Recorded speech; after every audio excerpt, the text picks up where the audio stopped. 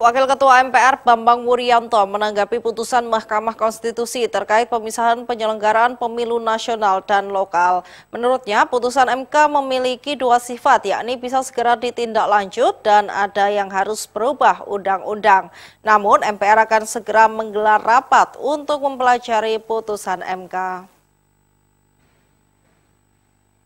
Mahkamah Konstitusi memutuskan penyelenggaraan pemilihan umum atau pemilu di tingkat nasional seperti pemilihan anggota DPR, anggota DPD, dan presiden, wakil presiden dilakukan terpisah dengan penyelenggaraan pemilihan umum tingkat daerah atau kota. Sehingga pemilu serentak yang selama ini dikenal sebagai pemilu 5 kotak tidak lagi berlaku di pemilu 2029 mendatang. Menanggapi keputusan MK terkait pemilu, Wakil Ketua MPR Bambang Wuryanto usai sarasehan kebangsaan di Pantai Marhen, Semarang mengatakan, jika keputusan ini memiliki dua sifat, yakni bisa langsung dilaksanakan dan ada yang harus berubah undang-undang.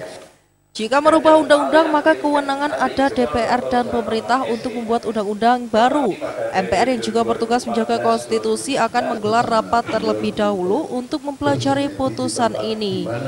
Kita bisa sama-sama baca, tapi keputusan MK bersifat dua. Yang pertama, bersifat mengubah undang-undang. Yang kedua, langsung bisa dijalankan.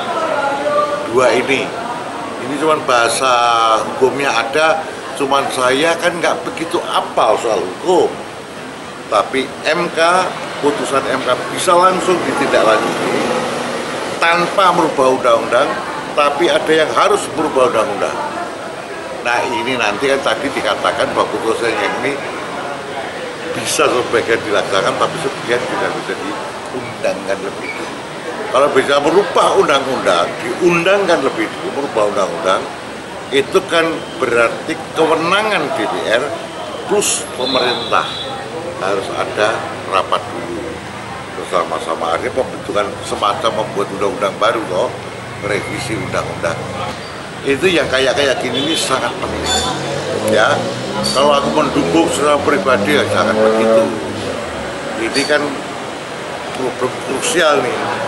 MPR pasti juga akan rapat, nggak mungkin tidak. Gitu lah ya, dasar ini kan harus dibaca pada detail. Karena tugas kita juga menjaga konstitusi, masih seiring dengan konstitusi apa enggak. Kita mesti dibahas.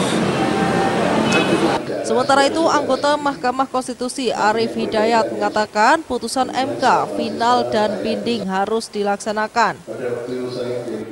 Selama ini yang dipraktekkan itu kurang ideal. Ideal dalam pengertian konsepsi negara demokrasi yang ideal, kedaulatan rakyat yang ideal. Itu tidak bisa karena persiapan partai dan sebagainya. Kalau 5 kotak kan berat, penyelenggara juga berat, rakyat juga memilihnya bingung kan. Nah maka terus oleh MK terus pemilu nasional sendiri memilih DPR, DPD dan presiden.